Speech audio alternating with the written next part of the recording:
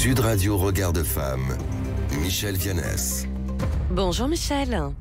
Bonjour Laurence. Président de l'association Regard de Femmes. Alors ce matin, vous vouliez nous parler du congrès de l'association France Trans Santé, FTS, qui s'est tenu à Lyon en octobre et que vous avez bien suivi. Hein.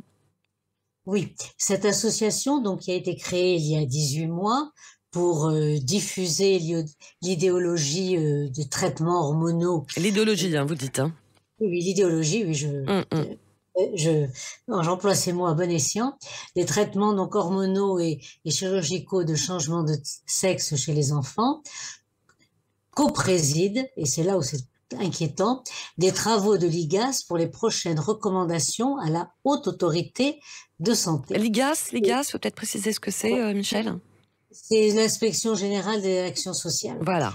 Et donc, leur objectif est donc de convaincre du bien fondé de leur pratique, mais la description par les médecins présents lors de ce congrès des actes qu'ils ont exécutés sur des enfants en milieu hospitalier en France est tout simplement effroyable. Alors, pour vous reprendre vos mots, effroyable, qu'est-ce qui vous semble effroyable alors, Michel Vianès ?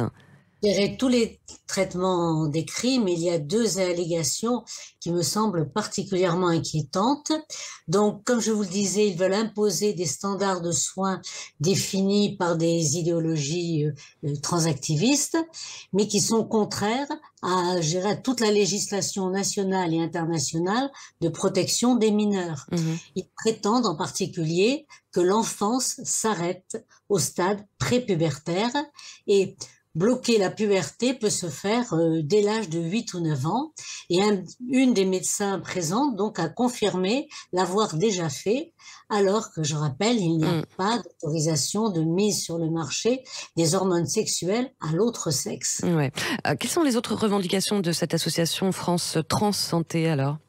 Alors, intervenir en particulier dans la formation des médecins pour que tout médecin recevant un enfant lui parle de la transidentité dans son cabinet, informe donc l'enfant et sa famille sur les variations possibles de sexe.